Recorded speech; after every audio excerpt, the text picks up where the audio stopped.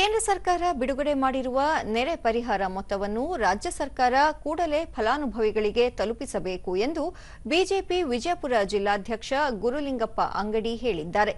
ಸುದ್ದಿಗೋಷ್ಠಿಯಲ್ಲಿ ಅವರು ರಾಜ್ಯ ಸರ್ಕಾರ ಕೂಡಲೇ ರೈತರಿಗೆ ಪರಿಹಾರ ಒದಗಿಸಬೇಕು, ಜಿಲ್ಲೆಯ ಸಮಸ್ಯೆಗಳ ಕುರಿತು ಉಸ್ತುವಾರಿ ಸಚಿವರು ಗಮನ ಹರಿಸಬೇಕು, ಮೂಲಸೌಕರ್ಯಗಳ ಕೊರತೆಯಿಂದ ಇಡೀ ಜಿಲ್ಲೆ ಪರಿತಪಿಸುತ್ತಿದೆ, ವಿಜಯಪುರದಲ್ಲಿ ಸರ್ಕಾರಿ ವೈದ್ಯಕೀಯ ಕಾಲೇಜು ನಿರ್ಮಾಣವಾಗಬೇಕೆಂಬ ಬಹುದಿನದ ಬೇಡಿಕೆಗೆ ಸರ್ಕಾರ ಸ್ಪಂದಿಸಬೇಕು ಎಂದು ಒತ್ತಾಯಿಸಿದರು.